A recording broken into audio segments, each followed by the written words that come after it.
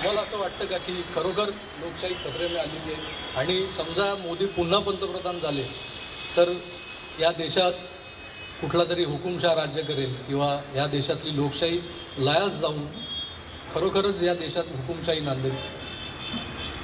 या प्रश्नाचं उत्तर देण्याआधी एक गोष्ट स्पष्ट करतो की 10 वर्षापूर्वी नरेंद्र मोदी यांनी बहुमताने लोकसभा जिंकली आणि त्यानंतर झालेला एक सगळ्यात मोठा वाईट असा दुष्परिणाम असे की आपल्या देशामध्ये लक्षावधी अर्थशास्त्रज्ञ तयार झाले, कोट्यवधी घटनातज्ञ तयार झाले आणि ते जे अंदाज व्यक्त करतात ते प्रत्येक वेळेला चुकतात असे एकापेक्षा एक एक्सपर्ट तयार झाले.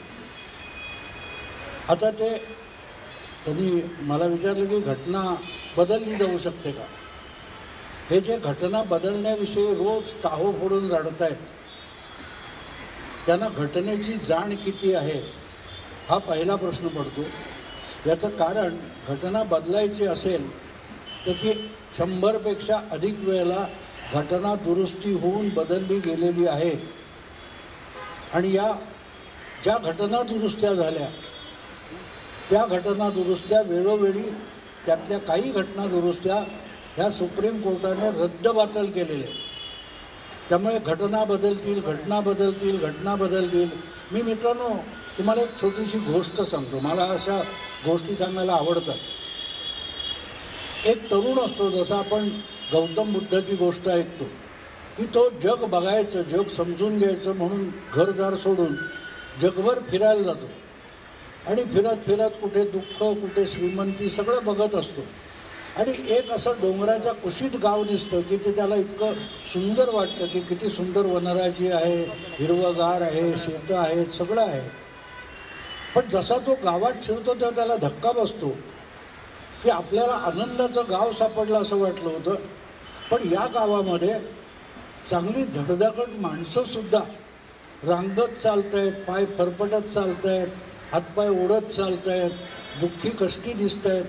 त्याला कळेना की इतकं सुंदर गाव आहे, संपन्न गाव दिसतंय, तर हे लोक असे का आहेत. म्हणून मग त्याने एक दोघांना छेडलं आणि विचारलं, बघ तुमचं गाव तर इतकं संपन्न दिसतंय, तुम्ही असे ओढल्यासारखे, रडल्यासारखे, कणल्यासारखे का जगताय. तर तो सांगतो, भेटलेला माणूस त्याला सांगतो की तो डोंगर आहे ना, त्या डोंगरावर एक भयंकर मोठा अकराळ विकराळ राक्षस आहे आणि तो सारखा धमकावत असतो, इशारे देत असतो आणि कोणी काय केलं तर हातपाय मोडून टाकेन, तुला खाऊन टाकेन, अशा धमक्या देत असतो. त्याला आम्ही घाबरलेले होतो. ह्या गावात आम्ही राहतो पण या गावात राहायची आम्हाला भीती वाटते. तो म्हणतो कुठे आहे राक्षस. तो म्हणे राक्षस कधी कधी दिसतो. तो म्हणे मला बघायचं.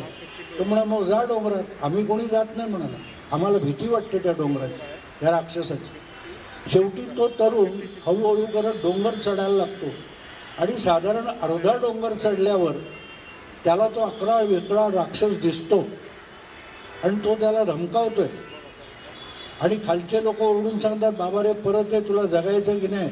असा सगळा कल्लोळ चाललाय. हळूहळू तो जसजसा पुढे जायला लागतो, त्या राक्षसाच्या जवळ जायला लागतो, तेव्हा त्याच्या एक गोष्ट लक्षात येते, अरे मी जितका जवळ जातोय तितका हा राक्षस लहान होत चाललाय. आणि जेव्हा तो डोंगराच्या टोकावर शेवटी टेकडीवर पोहोचतो तेव्हा तो राक्षस हा एका भुईमुगाच्या शेंगे एवढा शिल्लक राहिलेला असतो. तो हाताची ओंजळ करतो. तो राक्षस टुमटन उडी मारून त्याच्या ओंजळीत जाऊन बसतो. तेव्हा तो त्या तरुण त्या राक्षसाला विचारतो, अरे मला खालून तू एवढा मोठा दिसत होता, काय झालं, कोण आहेस तू. हे तो लोक तुला राक्षस म्हणतात. तो म्हणाला, हो ते लोक राक्षस म्हणतात. तुझं नाव काय म्हणा. जसं भस्मासूर होता, बकासूर होता, तुझं नाव काय. तुम्हाला माझं नाव भीती आहे, माझं नाव भय आहे आणि माझ्याकडे जो ज्या नजरेने बघेल तसा तसा त्याला मी दिसतो. त्यामुळे जो घाबरलेला आहे त्याच्यासाठी मी अकराळ विकराळ असतो. जो मला घाबरत नाही त्याच्यासाठी मी एवढासा भुईमुगाचा शेंगे एवढा असतो. तेव्हा संविधान बदलणार ही भीती ज्यांना असते ना त्यांच्यासाठी ही गोष्ट आहे. तो चालत डोंगर चढून गेलेला जो तरुण होता त्याला भारताचा मतदार म्हणतात. तो भारताचा मतदार आहे. तो या सगळ्या खोट्या नाट्या पसरलेल्या भीतीला घाबरला नाही आणि डोंगर चढून बसला. EVM हॅक होतं. EVM हॅक होतं. गेली आपण 7-8 वर्ष ऐकतोय. ज्यावेळेला निवडणूक आयोगाने सांगितलं हे मशीन ठेवलं या आणि हॅक करून दाखवा, कोणीही पुढे गेला नाही. कारण त्यांना त्याच्यात राक्षस दिसत होता. भीती, आपल्या मराठीमध्ये एक उक्ती आहे चांगली, भीत्या पाठी ब्रह्मराक्षस.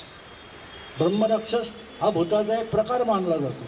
तो जो घाबरलेला आहे त्याला भूत दिसतं, आपल्याला नाही दिसणार, कारण आपला भूतावर विश्वास नसतो. पण भूतावर विश्वास असेल तर त्याला दिसतं. कबीर पण म्हणतो, जिसकी रही भावना जैसी प्रभू मूरत तिनं देखी तैसी. जेव्हा तुम्ही बघाल तुम्हाला त्या मूर्तीमध्ये राम पण दिसतो, त्या मूर्तीमध्ये कृष्ण पण दिसतो. जो घाबरलेला आहे त्याला संविधानाचा धोका वाटतो, त्याला कशाचा धोका वाटत नाही. उद्याचा सूर्य उगवणार नाही असं उद्या राहुल गांधी म्हणाले तरी मला नवल वाटणार नाही. कारण घाबरलेला आहे त्याला कोणी भीती दाखवायची गरज नसते, तो घाबरलेला असतो. आणि ह्याचा प्रयोग तुम्ही आत्ता इथून बाहेर पडल्यावर करा. कुठे ना कुठे मोकाट सुटलेलं कुत्रं तुम्हाला दिसेल, ते तुम्ही त्याच्या जवळ असा लांब असा ते भुंकेल. घाबरू नका, पुढे पुढे जा, तो मागे मागे जाते. कारण तो घाबरलेला असतो. तो तावातावाने भुंकतो याचं कारण तो घाबरलेला असतो. तुम्ही घाबरला नाही तर तो मागे जायला लागतो. तेव्हा संविधान संपणार, लोकशाही ही गोष्ट आजची नाही. 2018 साली ABP माझा या चॅनेलवर माझा कट्टा या कार्यक्रमात कुमार केतकरांनी सांगितलं होतं, मोदी इतके घाबरलेले आहेत की 2019च्या निवडणुकाच होणार नाही. आणि झाल्याच, ते घेणारच नाही आणि झाल्याच. तर स्वर्गातून उतरून प्रभू रामचंद्र सुद्धा मोदींना वाचवू शकणार नाहीत. 19 संपून 24ची निवडणूक आली आहे. कुमार केतकर घाबरलेलेच आहेत की नाही? घाबरलेले आहेत ना, आज पण ते तेच बोलतात. तेव्हा यामागचा अर्थ समजून घेतला पाहिजे. अनेकदा माणसं घाबरतात आणि इतरांना घाबरवतात, आणि त्यामुळे मोदी घाबरत नाही ह्याची यांना भीती वाटते.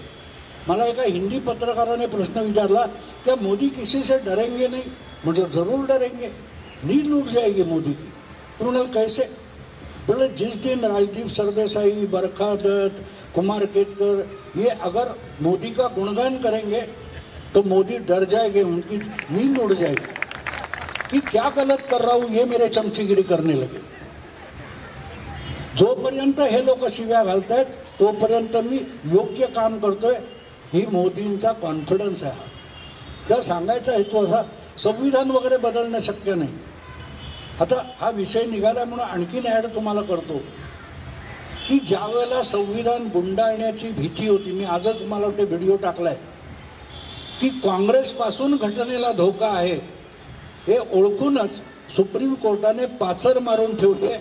केशवानंद भारतीचा जो केस आहे फुल बेंचचा, त्याच्यात बेसिक स्ट्रक्चर ऑफ कॉन्स्टिट्यूशन ही तुम्हाला त्याला धक्का लावता येणार नाही. बेसिक स्ट्रक्चर म्हणजे बिल्डिंग्ज आपण बघतो ज्या सांगाड्यावर त्या उभ्या आहेत, त्यातल्या खालचे जे खांब असतात त्या खांबाला तुम्हाला हात लावता येत नाही. बाकी तुम्ही वर प्लास्टर बदला, काय बदला, काचा बदला, खिडक्या बदला, पण ते बेसिक स्ट्रक्चर आहे त्याला हात लावता येणार नाही. आणि तुम्ही केलेली दुरुस्ती, संसदेने केलेली दुरुस्ती ही घटनेच्या आणि कायद्याच्या चौकटीत बसते की नाही हे सुप्रीम कोर्ट ठरवेल. हे केशवानंद भारती केसमध्ये 70च्या दशकामध्ये झालंय, ज्याचा त्यांना पत्ता नाही. ते रोज घटना बदलणार म्हणून लढतात. प्रचार करणारे आहेत, त्यांच्याकडे वळून बघू नका, तुम्ही सुरक्षित राहा.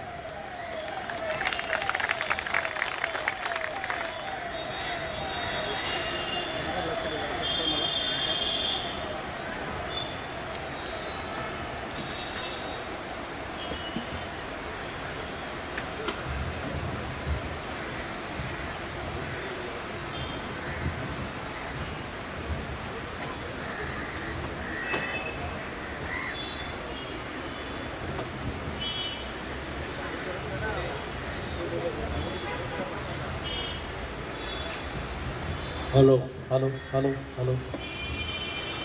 हो, तुम्ही अपप्रचाराचा जो विषय आता मांडलात, तसे काही चाटुकारही असतात. म्हणजे ही जी फळी आहे चाटुकारांची, ती अगदी नेहरू गांधींच्या काळापासून चालत आलेली आहे. 1952 साली पहिल्या निवडणुका झाल्या भारतात.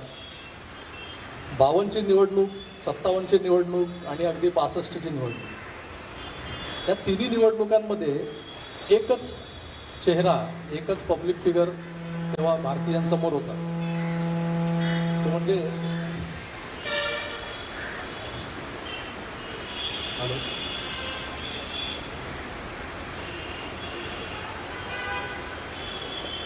तो म्हणजे सिलेक्टेड पंतप्रधान जवाहरलाल नेहरू.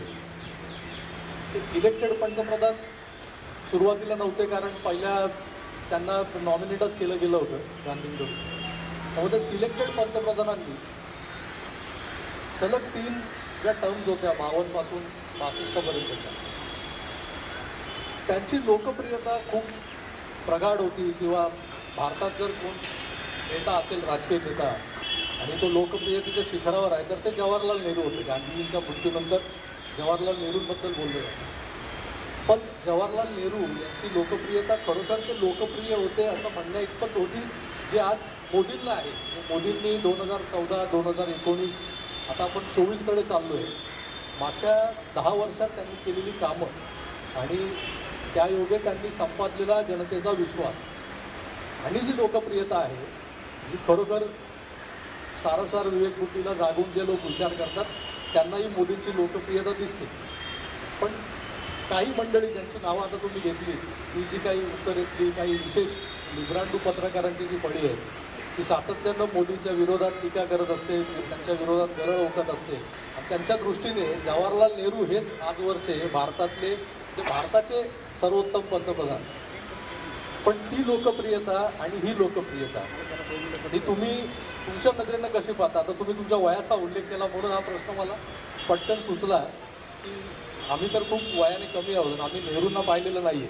पण मोदींची 10 वर्ष मागची पाहिली, ती लोकप्रियता आमच्या मनावर फार गारूड करून गेलेली आहे. पण त्याही आधी नेहरूंचं नाव घेतलं जातं आहे की हेच खरे लोकपुरुष होते, ज्यांनी भारताला विकास पुरुष होते, ज्यांनी भारताला बऱ्याच गोष्टी दिलेल्या आहेत. आता जेव्हा विकासाची नवी नवी दालनं उघडली जात आहेत, तर कंपॅरिझन सुरू झालं आहे की नेहरूंनी काय केलं तुम्हाला माहिती आहे का?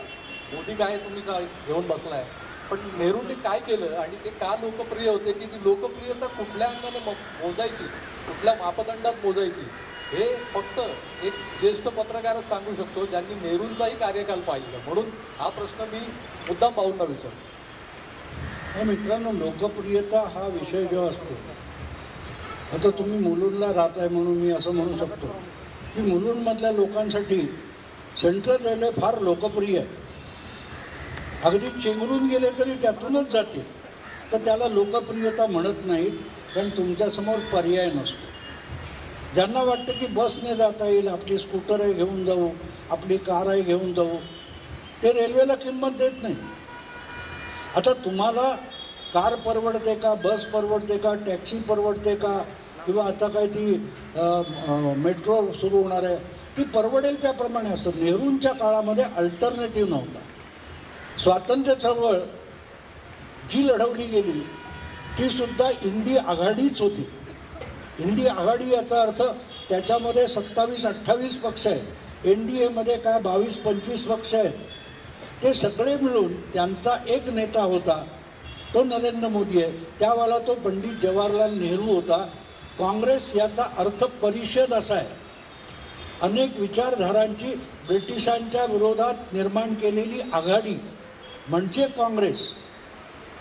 आता गंमत अशी की गांधीजींनी सांगितलं होतं, बाकीचे गांधीजी हवे असतात, बाकीचे गांधीजी हवे असतात, पण गांधीजींनी सांगितलं आता स्वातंत्र्य मिळालं, आता काँग्रेस बरखास्त करा, बाडमध्ये गेलात तुम्ही. बरोबर आहे. म्हणजे आपल्या सोयीनुसार गांधीजी घ्यायचा असतो, नको असेल तिथे गांधीजी गुंडवून ठेवायचा. तेव्हा काँग्रेस आणि दुसरी गोष्ट संघटना म्हणून जे व्यापक तंत्र होतं, त्या लोकांनी आज आपलं हा पक्ष फोडला, तो पक्ष फोडला.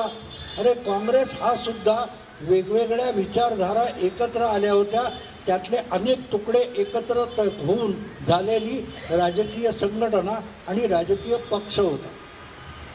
60 सालामध्ये यशवंतराव चव्हाण यांनी संयुक्त महाराष्ट्र झाल्यानंतर अगदी समाजवादी, संयुक्त समाजवादी, रिपब्लिकन, शेतकरी कामगार पक्ष या सगळ्यातले नेते फोडून काँग्रेस वाढवली. 2 नंबरचा पक्ष होता शेतकरी कामगार पक्ष. आज त्या शेतकरी कामगार पक्षाचा एकही आमदार विधानसभेत उरलेला नाही. तेव्हा सांगायचा हेतू असा की नेहरूंची जी लोकप्रियता होती ही नेहरूंसमोर टक्कर देऊ शकेल असा दुसरा पक्ष नव्हता आणि नेता नव्हता. असं म्हटलं जायचं त्या काळात की जयप्रकाश नारायण यांच्यासारखा नेता हा नेहरूंची टक्कर देऊ शकला असता, पण ते इतके फ्रस्ट्रेट झाले होते की ते सर्वोदयी चळवळीत निघून गेले. एक गोष्ट अशी असते, लोकप्रियता जेव्हा आपण म्हणतो, अगदी हे इंटरनेट वगैरे आता सगळ्यांच्या घरोघरी पसरलं आहे, पण जेव्हा पहिल्यांदा इंटरनेटला तुम्ही इंट्रोड्यूस झालात तेव्हा हॉटमेल किंवा याहू मेल होते. आज ते दोन्ही नाही आहेत, सगळे जीमेल. 100 जागा, 100 उमेदवार लोकसभेला उभा करणारा दुसरा पक्ष नव्हता. अशा वेळेला 450-500 उमेदवार उभा करणारा काँग्रेस पक्ष जिंकणार होता. पण नेहरूंचं 3 निवडणुका जिंकणं आणि मोदींच्या तिसरी निवडणूक जिंकतील असं म्हणतात. तर याची तुलना करायची असेल तर तुलना ही नेमक्या मुद्द्यावर करावी लागते. नेहरूंनी पहिली 52 सालची निवडणूक, 57ची निवडणूक आणि 62ची निवडणूक जिंकली. त्याची आकडेवारी उपलब्ध आहे. ती आकडेवारी काढून बघा, तुम्हाला कळेल की प्रत्येक निवडणुकीत नेहरू किंवा काँग्रेस यांच्या जागा कमी होत गेल्या, मतांची टक्केवारी कमी होत गेली. इथे उलट आहे. मोदींनी 14मध्ये निवडणुका जिंकल्या तेव्हा मोदींना मिळालेली मतं 31% होती.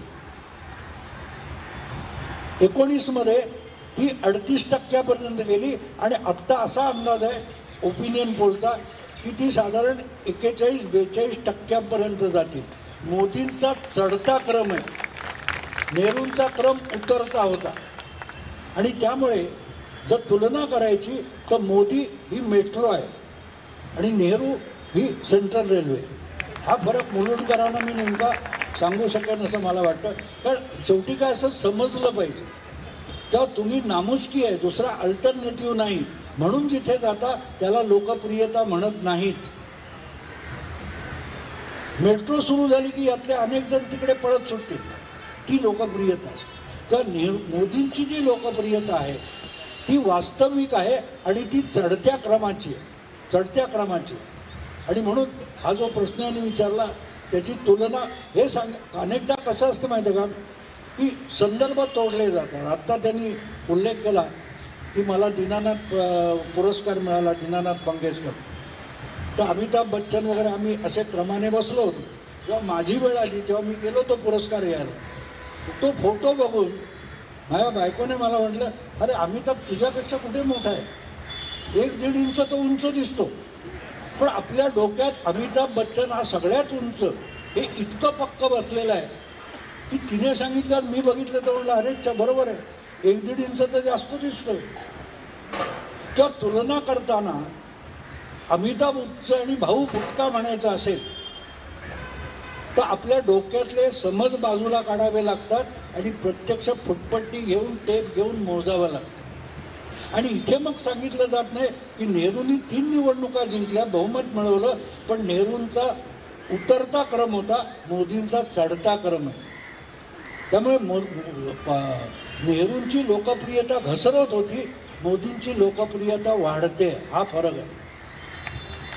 ज्या पद्धतीनं मोदींची लोकप्रियता वाढते आणि त्याचसोबत भारतीय जनता पक्षाची क्रेडिबिलिटी वाढते, तेच इथे या निवडणुकीत कुठेतरी आपल्याला बघता येईल की ज्या काँग्रेसबद्दल आपण बोलतोय की 52, 57, 62 या तिन्ही निवडणुका काँग्रेसनं जिंकल्या होत्या, पण त्याचा क्रम उतरता होता. त्यातल्या मिळालेल्या जागांची संख्या कमी कमी होत गेली होती. इथे क्रमही वाढलेला आहे आणि संख्याही वाढलेली आहे. पण आज अवस्था अशी आहे काँग्रेसची की जी काँग्रेस 543 जागा कधी काळी म्हणजे जेवढ्या जागा संसदेच्या आहेत लोकसभेच्या त्या सगळ्या जागांवर कंटेस्टिंग करणारा लढवणारा पक्ष एकमेव पक्ष ज्याच्याकडे एवढे उमेदवार असायचे संपूर्ण भारतभर तो एकमेव पक्ष म्हणजे काँग्रेस होता. आज काँग्रेस 100 तरी जागा लढवते का ही परिस्थिती आहे काँग्रेस. आणि हेच मोठं यश आहे जे मोदींची लोकप्रियता आणि नेहरूंची लोकप्रियता जी आपण काँग्रेस आणि भारतीय जनता पक्षाच्या लोकप्रियतेची जेव्हा तुलना करतो तेव्हा आपल्या लक्षात येतं की भारतीय जनता पक्ष काही मित्रपक्षांना सोडलेल्या जागा वगळता जवळपास 500च्या जवळ जाणाऱ्या जागा जे 450-500च्या आसपास जागा लढवतो. पण काँग्रेस 100च्या आसपासही जागा लढवत नाही. हा मोठा फरक आपल्याला दिसतो. आणि इथेच लोकप्रियतेची कसोटी आपल्याला लावता येते की कोण लोकप्रिय आहे, नेहरूंची काँग्रेस की मोदी आणि मोदींचा भाजप. मित्र, याच टप्प्यावर कसं झालं आहे की आता भाऊंनी जो उल्लेख केला उंचीचा, काही आमचे सबस्क्रायबर्स म्हणा किंवा जे नियमित दर्शक आहेत ते आता भेटायला आले होते आम्हाला तिकडे. त्यांच्या मनात एक घालमेल आहे, म्हणजे त्यांच्याच नाही, ही सार्वत्रिक आहे. म्हणजे एक प्रातिनिधिक घालमेल म्हणतो ना की 2 टप्पे झाले मतदानाचे.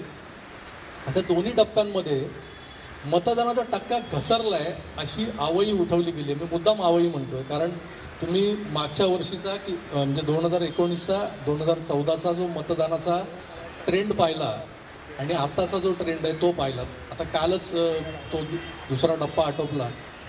आत्तापर्यंत त्याची जवळपास महाराष्ट्रातली जी अधिकृत आकडेवारी आहे ती 59-60च्या आसपास आहे. म्हणजे 60च्या आसपास जाते म्हणजे ती घसरली, कमी झाली किंवा फारच ढेपाळल्या बुवा असं काही म्हणण्यासारखी परिस्थिती नाही. पण तरीही लोकांच्या मनात एक प्रकारची जी भीती, जसं तो अंगुलीमाल जो होता म्हणजे अंगठ्यावडा जो राक्षस होता त्या राक्षसाला बघून जी भीती वाटत होती लोकांना, तीच भीती सर्वसामान्य मतदारांच्या मनात आता घर करू लागली की काय होणार ह्या 2 टप्प्यात एवढं कमी मतदान झालं आहे, पुढचे 5 टप्पे नेमकं त्याच्यापेक्षाही कमी मतदान होईल, हे मतदान वाढेल का? कारण जे काही प्रयत्न सरकारकडून केले जातात, सरकारच्या प्रसिद्धी विभागाकडून केले जातात, काही सेलिब्रिटीज आवाहन करतायत, आम्ही आमच्या प्रत्येक व्हिडिओमधून शेवटी सांगण्याचा प्रयत्न करतो आहे की सुज्ञपणे आणि सत्सद विवेकबुद्धीला जागून मतदान करा. पण हा टक्का घसरतो आहे त्याच्याकडे दुर्लक्ष करून चालणार नाही. पण हा टक्का खरोखर घसरतो आहे का की एक प्रकारचं नरेटिव्ह सेटिंगचं काम चालू आहे आणि त्या नरेटिव्हला सर्वसामान्य माणूस बळी पडतो आहे. आणि ज्यांनी आज आत्तापर्यंत मतदान केलेलं नाही कारण त्यांच्याकडे कदाचित त्यांच्याकडचे मतदानाचे टप्पे ते ज्या राज्यात राहतात, आता आपलंच घ्या, आपण मुंबईत राहतो, आपल्याला 20 मेला मतदान करायचं, तर तोवर आपलं माइंडसेट नेमकं कसं राहील?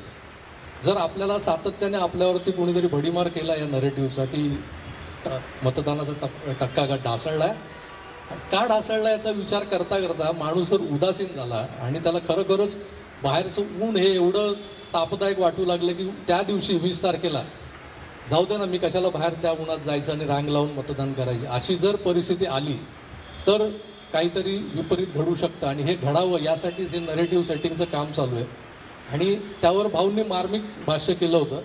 भाऊंना मला विचारायचं, भाऊ हे खरोखर आहे अशा काही नरेटिव्ह सेटिंगनं मतदानाचा टक्का हलवता येतो का? नाही, हा नॅरेटिव्हच सेट केला जातो. अनेकदा काय असतं की तुम्ही, मला आठवतं त्या विश्वचषक स्पर्धा जी झाली वर्ल्ड कप, त्याच्यामध्ये पाकिस्तान हरला अफगाणिस्तानकडून. तेव्हा तो पाकिस्तानचा एक चिडलेला माणूस बोलला ते मला फार आवडलं. तो म्हणाला, हारने से कोई बिगड़ता नहीं, खेलते हैं तो कोई हारेगा कोई जीतेगा, लेकिन ये लढे तक नहीं. पाकिस्तानची टीम त्या मॅचमध्ये लढण्यासाठी, जिंकण्यासाठी खेळलीच नाही, हा त्याचा आक्षेप मला पटला. इथे गंमत अशी असते की बघा टक्का घसरलाय, बघा टक्का घसरलाय, की लोकांना वाटतं अरेच्छा मग मोदी हरणार का, मग मोदीवाले गडबडतात, किंवा टक्का वाढला म्हणजे मोदी येणारच, काँग्रेसवाले म्हणतात येणारच, तर आपण कशाला वाचवायला द्यायचं. तर हे जे याला नॅरेटिव्ह सेटिंग म्हणतात. पण खरोखरच टक्का घसरलाय का? मगाशी मी सांगितलं असं की अमिताभ आणि माझ्यामध्ये फरक किती आहे बाबा, तो बघावा लागतो. मला अगदी 2 म्हणजे आमचा अभिषेक तिवारी, तुम्हाला नाव सांगतो, जो पाटण्याला राहतो, त्याचाच मला दुपारी फोन आला होता भाऊ ये परसेंटेज घट रहा है उसका क्या होगा वगैरह। त्याला म्हटलं कितना कितना कम हुआ है और कौन बोलता है म्हणून त्याला म्हटलं तू सेफॉलॉजी करतो, मला एक सांग 2009 किती टक्के मतदान झालं होतं देशभर? किती टक्के मतदान 2009 झालं होतं? तुम्हाला याद नाही? म्हटलं अजीब आहे, तुम सेफॉलॉजिस्ट हो. 2009 57% मतदान झालं होतं. त्यानंतर 2014 जवळजवळ 65% अधिक मतदान झालं, 8% वाढले. आणि 2019 त्यातही 1.5% भर पडली, जवळजवळ 67% जास्त मतदान झालं.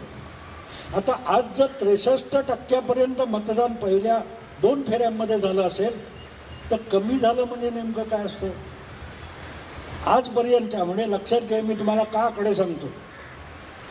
1984 साली लोकसभा निवडणुकीत रेकॉर्ड ब्रेक मतदान झालं. काँग्रेसच्या 415 जागा निवडून आल्या आणि तो जो 63-64% रेकॉर्ड होता तो पुढच्या 7 निवडणुकांमध्ये तिथून मतदान घसरत वर करत 60 क्रॉस केले नव्हते कधी. 7 निवडणुका. 2014 तो आकडा 65% जाऊन पोहोचला. म्हणजे जो रेकॉर्ड होता तो 2014 मोडला गेला. इंदिरा हत्येनंतर जो रेकॉर्ड होता तो 2014 मोदी लाटेमध्ये मोडला गेला. 2.25% मतं वाढली. 19 14च्या तुलनेत 1.5% मतं वाढली. त्यातली जर 1% भर कमी झाली असतील तर त्याला घसरला म्हणत नाही, घसरला म्हणत नाही. 1% इकडे तिकडे आणि अजून 5 टप्प्यातलं मतदान व्हायचं आहे. पण मग हे का सांगितलं जातं की तुम्ही अरे मग 400 कसे येणार? असं मतदान घसरलं तर 400 कसं येणार? बरं, हे सांगताना गंमत अशी असते की नेमकं कुठे कसं झालंय हे तुम्हाला माहीत नसतं. तुम्ही एकूण आकडा बघता. पण सगळ्यात पहिल्या फेरीमध्ये जे घटलेलं मतदान आहे ते तमिळनाडूत घडले. मला वाटतं 52% असं काहीतरी तमिळनाडूमध्ये झालं. जे तिथे 7 ते 8% मतदान घटलेलं आहे तमिळनाडूमध्ये. आणि त्यामुळे आणि तमिळनाडूत 39-40 जागा आहेत. आता 102 40 जागांमध्ये जेव्हा घट होते तेव्हा बाकीचे जे 70, 72, 68 असतात त्यांची टक्केवारी खाली येते. आणि तुम्हाला सांगताना ॲग्रेगेट सांगायचं. आणि तुमच्या मनात भीती कुठची येते? अरे यूपीत कमी झालं का? अरे मध्य प्रदेशात कमी झालं का? आणि त्यामुळे ॲग्रेगेट सांगितलं जातं आणि तिथे गल्लत होतं. आता तमिळनाडू हा विषय मी तुमच्यासमोर का काढला? तमिळनाडूमध्ये गेल्या 6 महिन्यापासून 4 महिन्यापासून तो अन्नमलाई ज्या प्रकारे त्यांनी पदयात्रा काढली, त्यानंतर मोदींच्या जे रोड शो झाले त्या रोड शोच्या मोदींकडे बघू नका, त्या बाजूला लोक जे एक्साइटमेंट होती ती बघितली की कळतं की यावेळेला प्रचंड प्रमाणावर भाजपला मोदींना मानणारा मतदार बाहेर पडला. आणि तरीही मतांची टक्केवारी घटली असेल तर DMKचा मतदार उदासीन राहिला असा अर्थ होतो. पण ते सांगायचं नाही. नरोवा कुंजरावा हे हळू बोलायचं, अश्वत्थामा मेला मोठ्याने बोलायचं. हे महाभारतापासून नॅरेटिव्ह चालत आलेलं आहे, नवीन नाही आहे. तेव्हा हा कसा होतो, गोंधळ करायचा लोकांनी. आणि मला ज्यांनी फोन केले त्याच्यावर चिडून मी त्यांना म्हटलं तुम्ही राहुल गांधीला मत द्या. अरे एक क्रिकेटची ॲनॉलॉजी मी नेहमी सांगतो की आपल्याकडे क्रिकेटच्या मॅचेस चालतात ना, त्यामध्ये त्या मैदानात उतरलेला विराट कोहली, तो कोण महेंद्रसिंग धोनी, सचिन तेंडुलकर, गावस्कर यांना क्रिकेटमधलं काही कळत नसतं. बाजूला बसलेले असतात ना ते एक्सपर्ट असतात.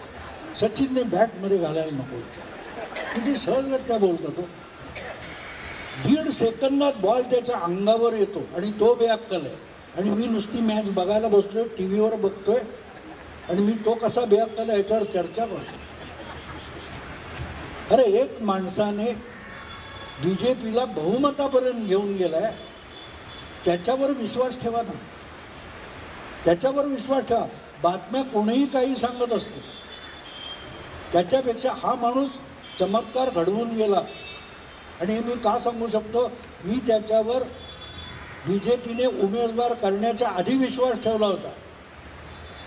2013च्या जानेवारी ते एप्रिल या 4 महिन्यात मी 27 लेख लिहिले होते आणि भाजपला आवाहन केलं होतं, मोदींना पंतप्रधान पदाचा उमेदवार करा, मोदी बहुमत आणू शकतात. आणि मी नाव सांगत नाही, पण महाराष्ट्रातल्या माझं त्या पुढे लेखमालेचं पुस्तक झालं मोदीच का म्हणून 2014मध्ये. 6 डिसेंबर 13ला त्या पुस्तकाचं प्रकाशन झालं. त्या प्रकाशनाच्या कार्यक्रमानंतर आम्ही चहा पीत बसलो होतो. भाजपच्या 2 नेत्यांनी महाराष्ट्रातले मला विचारलं, हो आमच्या पक्षाला गॅरंटी नाही, तुम्ही कुठून बहुमत आणता? मी सांगितलं माझा अभ्यास आहे, चुकलो तर मी माफी मागेन, पण मला खात्री आहे. मुद्दा असा आहे की त्या माणसानं तो चमत्कार करून दाखवला. सचिन तेंडुलकर, विराट कोहली सेंचुरी मारू शकतो हा माझा अंदाज असतो. तो सामना तसा खेळला नाही तर नाही होणार, पण त्याच्यामध्ये जी कपॅसिटी आहे ती मी सांगितली. पण त्या माणसाने चमत्कार घडवून दाखवला. तर आज सुद्धा ज्यावेळेला मोदी 370 आणि 400 हे आकडे सांगतात, हा पोरकटपणा नसतो मित्रांनो. तुम्हाला टाईमपास असतं राजकीय बातम्या ऐकायला, त्यांच्यासाठी हा टाईमपास नाही आहे. They are very much serious. दिवसाचे 24 तास ते राजकारणाचा अभ्यास करत असतात, राजकारण करत असतात. आपण विरंगुळा म्हणून, टाईमपास म्हणून हे करतो. तेव्हा ते जेव्हा सांगतात, आता मला अनेकांनी विचारलं, अगदी हे हिंदीमध्ये किंवा पत्रकारांनी, हे 370 कुठून आणले? म्हटलं गेल्या वेळेला किती आले होते? 303. म्हटलं 2 नंबरला भाजप हरला अशा जागा माहिती आहेत तुम्हाला? त्या आहेत 72. मग 72 आणि 303 बेरीज करा, होते 375. या 375 जागा कुठल्याही परिस्थितीत जिंकायचं याचं काम 2 वर्ष आधी सुरू झालेलं होतं. राहुल गांधींची पदयात्रा संपली की मग जगा वाटपासाठी बसू असं नाही. भाजपचे जे नेते आहेत, अमित शहा, नरेंद्र मोदी, JP नड्डा वगैरे मंडळी आणि त्यांची टीम, हे वेगळे आहेत.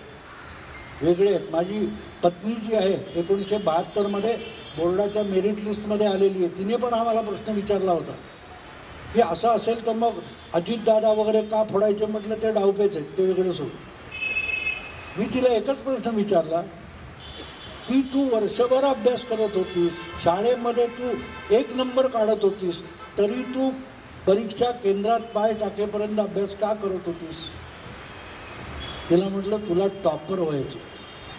मोदी, शहा हे टॉपर व्हायला धडपडणार आहेत, परीक्षा पास करण्यासाठी नाही. ही एक गोष्ट तुम्ही लक्षात घेतली तर बाकीच्यांना ते का भारी पडतात हे तुमच्या लक्षात येईल. आणि मग टक्केवारी, ठीक आहे, टक्केवारी भरून काढता येते, हो, भरून काढता येते. आत्ता 190 जागांचं मतदान झालंय, अजून 353 जागांचं मतदान व्हायचंय.